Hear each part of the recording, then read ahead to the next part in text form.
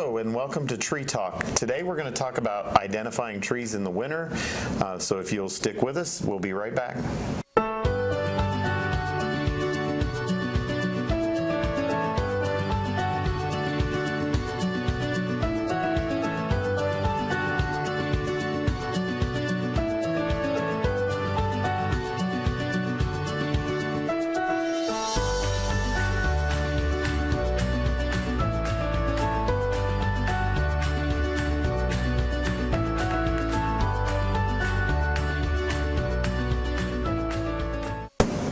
Hello, thanks for sticking with us here today on Tree Talk.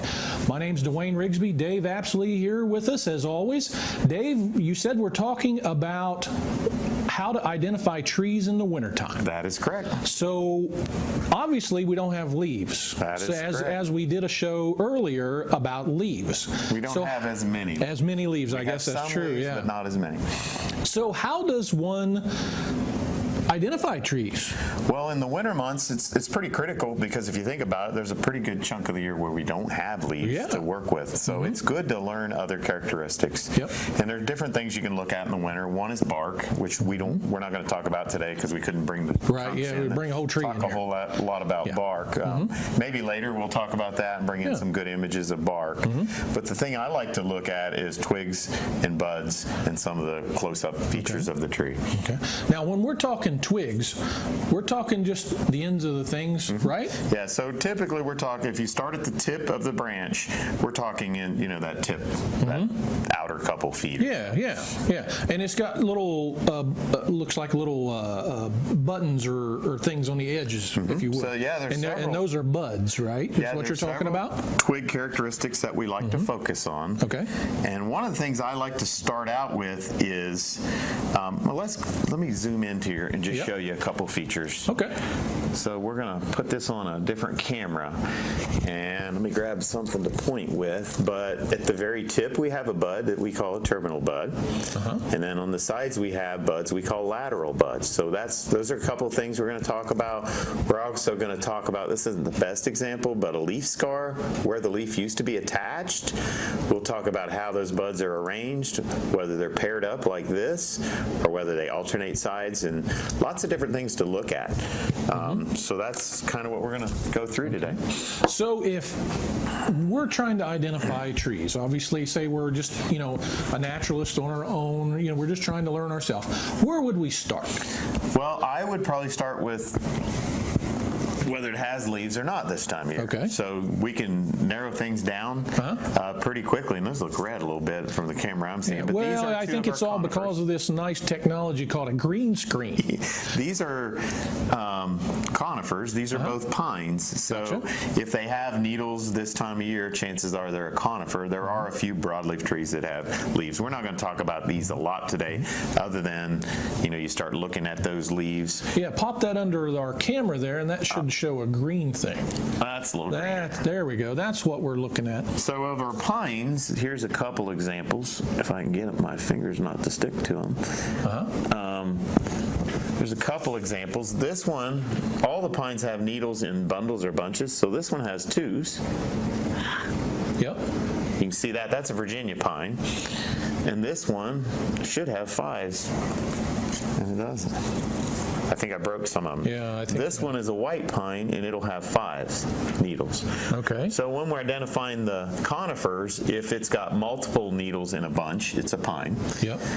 If it's five, it's going to be a white pine.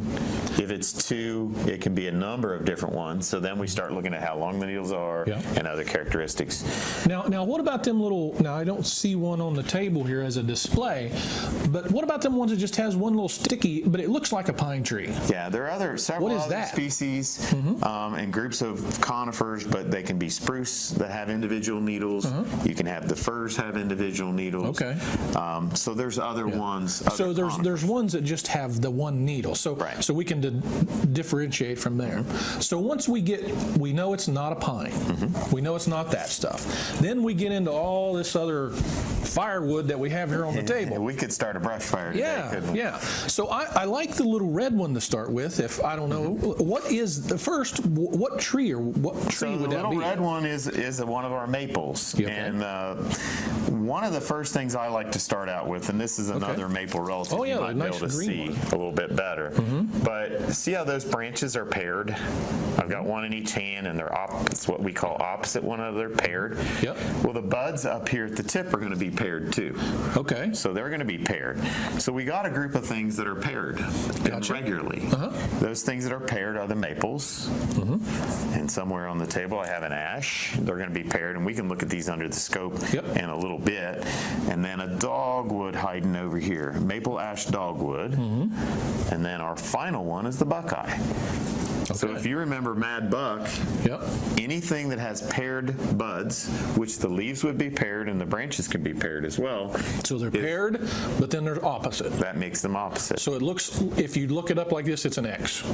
If you look straight down at it, kind of thing, they're opposite of one side. Yeah. So let's look Two at this on the under left and right, scope. and two in the front and the back, but down. Let's look at a couple under the scope. So here we've got an ash, and you would have a leaf on this side, and you would have a leaf on that side, and there's a bud on that side, and if you roll it over, there's going to be a bud on that side. So they're going to be paired. They're kind of what we call opposite one another. So again, of those opposite trees, you're going to have maple, ash, dogwood, and buckeye. So we always remember Mad Buck. Mad Buck, I like that. So what I'm looking at is actually a green ash, and when we can get into some of the other details in 20 minutes, we can't go crazy with that. So there's the green ash.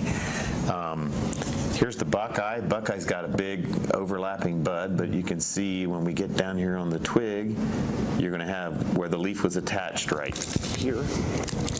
That's what we call a leaf scar, where the leaf used to be attached. And over on the opposite side, we have another one in the bud. You can see the bud on this side a lot better than you can the other side. So that is a buckeye. Dogwood got away from me again. You had it right. Here's another maple. Yeah. This is our. This is it. Yep. This is our sugar maple right here. And if you look, that looks a lot different than the red maple that we had. So you got a red maple that had a reddish twig and rounded buds. This has a brownish twig and sharp pointed buds. Okay. So that's another one of our maples, the sugar maple. We have a green twigged one that I didn't get pruned off after we show that. And this is our box elder, which is a maple cousin. Gotcha. We look at that, and that's a bright green with like white woolly buds. That's your box elder, which is one of our maples, the only maple in Ohio that's compound or has leaves with multiple leaf blades. So those are our maples. Okay. Dogwood, and then our our dogwood here has kind of a purplish twig usually. And it has a nice bud on the tip, but again, if you look at the buds on the sides, they're going to be opposite or paired. So you can see, you can imagine right at where those buds are, there would have been a leaf attached on each side. And then as we go down the twig, you're going to see another spot where there would have been a leaf on each side. So that's what we call opposite. Okay, so we've got opposite and the buds. So now I can probably tell the difference between that dogwood and that buckeye because they're just so big a difference, huge-wise. But what about them difference in maples? So the maples, how do we tell ones are red versus sugar? So they're really not all that bad for these maples that we obviously have on the table. one's bright red and one's bright green. And there are a few other maples, but we've got the box elder here, we've got the red maple there, and my sugar maple disappeared here. And we got a sugar maple here. So even though they're all opposite, they look quite different. I mean, it's pretty contrasting. And there aren't many things that stay really green in the winter. So this box elder, if you've got opposite, buds are paired up like that, and they're green, that's going to be a box elder. Box elder right away. You got opposite and it's red, it's probably red maple. We have also silver maple in Ohio. It looks pretty similar, but it's not going to be as red. And then our sugar maple, which is one of our other common maples, has that sharp pointed bud with the browns. Okay. So those are paired and opposite. So, Gotcha. I like that shot. That's a good contrast. contrast of all of them. Major contrast, and that's what you're looking for with this tree idea. You're looking to compare and contrast. Yeah. You're looking for things that you can look at that will help you separate them. And so that's our opposites, and that's pretty neat. Another neat thing to look at, if we look under the scope again and could say find the ash and the buckeye, is some common sense stuff. Think about how big a maple leaf is, and then think about these compound multi-leaflet things that a buckeye would have or that an ash would have, and the twigs are going to be bigger for a bigger leaf like that too. So be able to some common sense stuff, a little bit smaller twig, probably smaller leaf, big fat twig, probably going to be a bigger leaf. Good point. Okay. So we've determined opposite and alternate, and that brings us down to those selection of trees. So what would be the next selection that we would have to look at, Dave? So again, we're just going down a road and we're making decisions as we go. So we decided it's not a conifer. We decided, okay, is it opposite? If it is, it's got to be a maple, ash, dogwood, or buckeye. If it's alternate, which is what most trees are, which means the buds alternate sides, there's a big long list. So we go through some characteristics there. Okay. There is a third choice, and that is world, and I don't have one of those at the table, but at that point on the twig where you have two on an opposite, there would be a third. And it's world. So there's three at the same point on the twig. Okay. And that the only thing that really falls in that category of a tree that's fairly common in Ohio is the catalpa. Right. I was thinking there's only like one tree. Yeah, so catalpa is pretty much it. There's a shrub or two, a button bush that grows in swamps, but that's pretty much it. So where it gets more complicated is when you get into all these things that are alternate. So you can see on this one, I don't know how well you can, that's better. You got a bud here, your next bud's up here. So they alternate sides. It's like, so there's a lot of things that fall into alternate. Okay, gotcha. And this is an example of one right here. Any guesses on that? Well, you know, it's been too long, but you know, if you look at that and compare it to that big old buckeye, I mean, it looks close to a buckeye, but looks again, close to a buckeye. It's also a fat twig, right? So it means it would be a big leaf tree. And before you go to that other screen, Sarah, I had a couple of those. I have any idea what that is? You guys see that? It's probably hard to see with the contrast, but we can lay it under the screen again. It's a big, long, almost looks like a weed. I was going to say, does it even have, it almost doesn't even have any buds that you can see. So what that is a leaf rachis. So this is what's left of that big compound leaf. It had leaflets along the side. And this is the rachis, or the main stem, on the leaf of a walnut tree. So we can look at that under the scope with the twig of the walnut. And black walnut's a pretty cool twig. It's a fat twig. If you look at that bud, and I can get it oriented the right way here, it kind of looks like a little monkey face. You can see some eyes and a nose down there. So that's the walnut bud. They tend to have big fuzzy buds on the tip. And then if you look at the center of that twig, I've cut into this twig with my pocket knife. You look at the center, it has this big, what we call a chambered pith. You have these big open chambers within it. Only a handful of things have that. So, you know, you start out and you ask yourself these questions, and it's a big fat twig. You're finding these things on the ground, these leaf rachises where it had lots of leaflets. You can tell based on that thing. That's one of the ways we'd separate it out. And of course, with walnut this time of year, you might find some of the walnut fruits on the ground. Some of the fruit. The husk would probably be left on the ground. And then, of course, you got the tree with the bark as well. Now, obviously, walnut is it's not everywhere. Where would you find a walnut tree normally? Walnut can grow in a variety of sites, but where it does the best is typically down along the stream bottoms and the river bottoms. So versus those maples, which you find in your yard. Even, they can be in different sites. But the walnut has a big taproot. So without deep soils and well-drained soils, it's pretty tough. So it tends to be down on a floodplain, not a swamp, but a place that can flood occasionally, and you want to deep, well-drained soil. Plus, it's a very popular tree to make products out of. So historically, probably one of the highest, if not the highest value tree. Species of tree that we have in Ohio. Yeah. So a lot of people are. I'm not saying they're being scarce by any means, but they're a lot harder to find than those maples. And the types of sites that they grow on. And they take much longer to grow, right? Yeah, not a whole lot. Not much longer than the maples. No, it's the fact that they grow on sites that are probably good for other things like growing crops and stuff. The other thing I want to point out with this thing that I've got in my hand, you can actually pick these up off the ground and rub your fingers along them. Yeah. And you can feel bumps. So every place I feel a pair of bumps, that would have been 2 leaflets. Yep. So I can tell 2, 4, 6, 8, 10, 12, 14, 16, 18, 23 leaflets this would have had. You count by 2 and there's always 3 at the tip. So that narrows down what it could have been just by picking these things up. So that's another good characteristic to go by. I like that. Okay. So what else is opposite that we have? Alternate. We've done opposite. Some of the alternates. Well, a couple things you want to do with the alternates is one, we talked about the twig size, so you can narrow things down by how fat the twigs are. Yeah.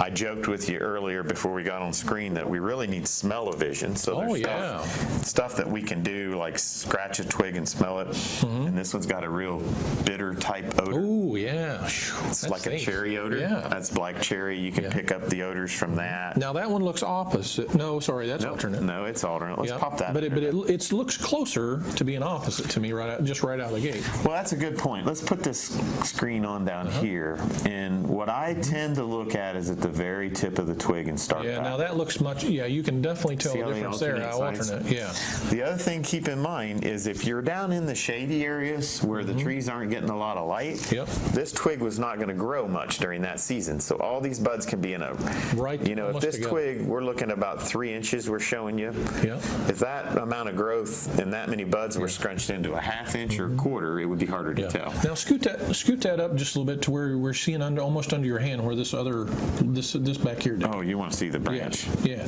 So that's what I was going off of. It was real close to each other. Yeah. And I was like, oh, that's opposite. But no, that's not. They still even at there, they're too. alternate. Yeah. It just didn't. There wasn't that much space between those buds. Right. And that's right near where the tip of the branch would have been last year. Right. Right there is. That's the new growth. Yeah. So everything from here up would be new growth, and everything from here back is the 2-year-old stuff. Gotcha. So a couple other things you can see on this twig. See the little white dots? Yeah. Those are called linesols, and they can be good characteristics. What color they are, how big they are, whether they're bumpy, warty. You can see where I scratched that, and it's bright green underneath there. That's where you get that strong odor if you scratch the black cherry twig. Now, does those little white dots, Dave, do they only show up on the new growth mainly? In most species, they're more prominent there. You're going to see them there better. So that's a black cherry. Okay. We've got buds here at the tip. We got buds on the side. With cherry, there's nothing too exciting about the buds. You can see they're kind of multicolored. You got the little green and a little brown that shows up. Not big. One of the things we'll look at is, we compare it to other things, is how long is that bud? So let me show you an example of something with a really long bud here, and it disappeared. I'm looking for my beech tree now. But length of buds are different. Here's a birch. We've got American beech hiding in here somewhere that'll have a really long bud. These buds are a little bit different in length. So that's another characteristic we can look at. And for darn if me if I can find that beech. There it is. It's right in front of it. Got leaves on it. It's got leaves and hiding. So look at the difference in these buds. You got one. Wow. That big thing, it looks like a cigar, and it's really long, almost an inch long, versus this little cherry bud is only maybe 1/8 of an inch, to less than a quarter. So those are good characteristics. The beech still alternates. You can see the buds alternate sides, and we might have to zoom out a little bit to make that happen. But you got alternating sides. But that's American beech, and that alone, if you see cigar long buds that are over 1 inch long, that's a good ID characteristic for beech. What else do you notice about that twig? Pretty obvious hanging on there this Yeah, time of year. that the leaves are. Yeah, the beech leaves tend to hang on for a long time in the winter, and some of our oaks do too. Yeah, I was going to say oaks. They almost look like an oak leaf in some cases. So oak and beech are in the same family. They're pretty close relatives. So that's a characteristic that holds up pretty well for those. Is a lot of times they'll hold on to those leaves in the winter months. Yeah. What's our other common trees, Dave? We got, we still got about 6 or 7 minutes here. We're good on time. So here's another one, just a contrasting alternate. Told you there wasn't a whole lot of green in the winter. Yeah. Here's something that stays pretty green in the winter. And it's alternate with a red or a big rounded bud on the tip. Another smell-o-vision one. I wish we had it because this one's got a great smell to it. Oh, yes, we love this one. It's more lemony, citrusy. It's called sassafras. So if it's green in the winter, it's alternate. It's probably good chance it's sassafras. If it's green in the winter and it's opposite, good chance it's box elder. A couple other things. These are just kind of cool. These are all very close relatives, and most people don't know the difference. This one. These are sumacs. These are all 3 sumacs. Can she zoom that out just a hair? Yeah, we can. Yeah, we'll get that. Or you have to do it from here. We'll take care of it here, I think, hopefully. Get it zoomed out just a little bit. So, some things you want to look at when you're comparing twigs, and by no means can we ID everything today, but just the texture of that twig. This has got a smaller diameter twig with these bumpy lenticels on it. This twig is pretty bad shape. It's probably better to look at it on this end. That's more smooth, and usually it has a waxy purplish coat, and then you got this crazy fuzzy one. Any idea what those might be? Those are all 3 sumacs. So all 3, yeah. So we got a shining sumac, a smooth sumac, and this one I think is so well named. It's called staghorn sumac. So think about that deer's antlers and velvet. Yeah. It's got that same velvety texture, hairy texture. Now that velvet or hair there, if you would, that stays on them all the time, it's right? there all year round. It doesn't go away in the summertime or anything like that. So I kind of envision sumac as not real trees. They're small trees. Yeah. Some people could argue maybe they're shrubby. Yeah. But But they're still classified as trees. Yeah, small trees. This shining sumac doesn't get as big. The staghorn sumac can get, I've seen them 6, 8, 10 inches in diameter occasionally. Okay. So they're not huge trees by any means. They're not commercial by any means. But if you look at the tip of this and that fruit that's hanging on there, not something wildlife go crazy over. But when you get in the middle of the winter and you got snow cover, there's not much left, that stuff's always hanging there. Becomes valuable. So is there any value to those other than? Probably mainly wildlife, and frankly they put on some nice fall color too. Okay. So they're good for that as well. Gotcha. So, want to look at a couple other things? Yeah. See what we got? We got a few more here. Here's an example of a hickory. Oh yes, I like hickories. This is one of our, it's called shellbark hickory. It's a relative of shagbark. But when we start looking at hickories, we're looking at things like buds. And if you look at that buds, it's got these scales. These scales are what we use to identify whether there's scales there or not. The shagbark and shellbark have the scales. Some of the other ones shed those scales in the winter months. And it's hiding on me too, so we're not going to worry about that one. So the bud scales, whether they've got them, whether they hang on all winter, is another great ID characteristic. Here's a different tree. Nice reddish kind of rust-colored bud. We haven't talked about it much, but one of the best ID characteristics, and I'm going to find an example probably here, is the leaf scar. It's probably a new term we're going to throw out, but I want to talk a little bit about leaf scars. And that is where the leaf was attached. This one is sweet gum, and you'll see these little dots that occur on there. Oh, yeah. The leaf was attached there, and the shape and the number of dots on that leaf scar are great ID characteristics. So usually the leaf scar is right below the bud, and that's where the leaf would have been attached at that time. So this is sweet gum. Sweet gum's kind of cool in that it gets these real corky, warty ridges all over it, little bark all over it, which is kind of cool and unique. So that's not I'm going to say a disease or a fungus. No, that's a normal thing. That's what it's supposed to look like. Yeah, it just gets that strange characteristic of it. Because there would be a lot of people say, well, there's something wrong with that tree. Yeah. Right? I mean, that's what I've seen that very well. Versus this guy, this is our sycamore, American sycamore, and that leaf scar actually completely circles the bud. So there's not a shield-shaped thing there. It completely circles it. And that bud in the summer, you can't see it because it's hiding underneath the base of the leaf. Yeah. So lots of neat ways to identify trees. We've got so many species of trees in Ohio. We're really blessed with our diversity and our variety of trees in Ohio. And since we got such a focus on oak, I want to end with one oak here. Yep.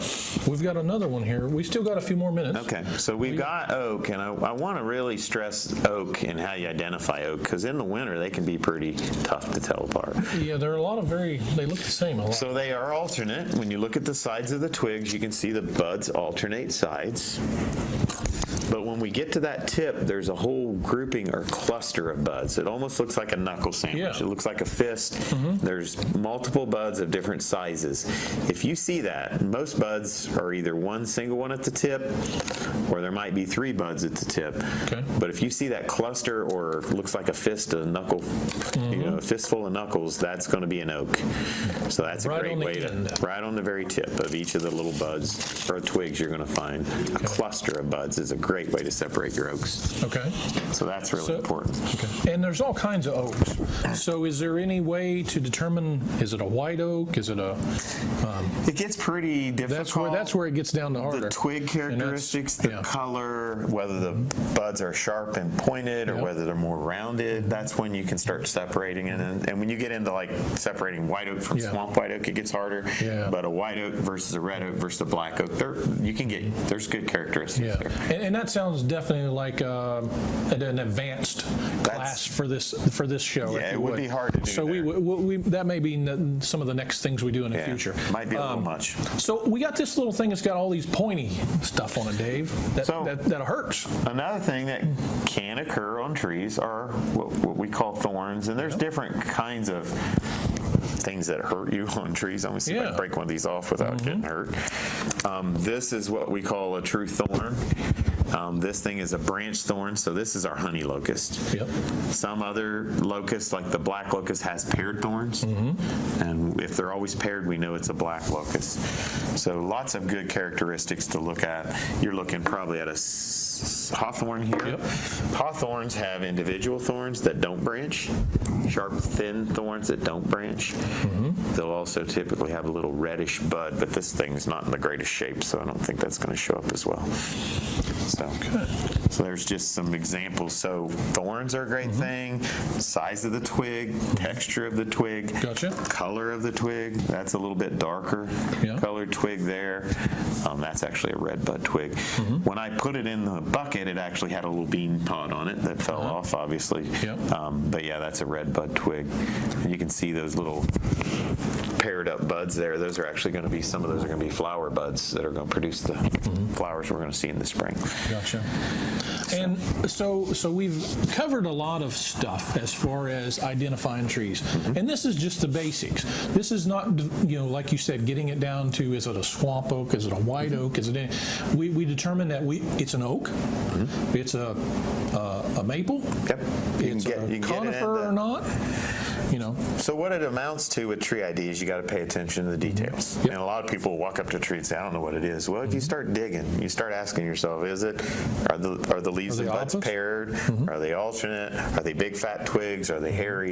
You just got to start looking for those things, and it takes a little training. There's some good places you can go to look for it. Through our Day in the Woods program, we almost always offer a summer tree ID. I can almost guarantee in May, June, or July this summer we'll have one, and we'll have that schedule out soon. A lot of years, and probably this year, we'll look at doing a winter tree ID where we'll spend a whole day out looking at bark, looking at buds, looking at twigs. And then also there's some great resources out there. One of my favorite resources is the Virginia Tech Tree ID website, and we'll show you that. It's called Virginia Tech Dendrology. It's kind of a term most people aren't used to, but that means the study of trees. There's ID keys through there. There's actually landowner fact sheets and different ways you can look at trees. So if you just play around on that site, you can find all kinds of great resources. And they have a book that we talked about, right? Another great book that I had when I was in college back in the 80s, early 80s. This book, William M. Harlow, from back in, I believe, about 1950, created this fruit key and twig key. It's they're still available for about $7 or $8 if you dig around online. And the front of that book has pictures of all the acorns and hickory nuts and any kind of fruit that's out there. The back has close-ups of the twigs and buds. And you can literally look at it and flip through it and find one that looks like it and get pretty good at identifying them. Good. Well, we have come to another end of a show. Maybe next time we'll be talking maybe some bark of a tree. We're going to try to set up maybe a little advanced in oaks, or maybe get a group of them, I say. But until next month, we will see everyone later. So everybody have a great wintertime session. All right. Thanks.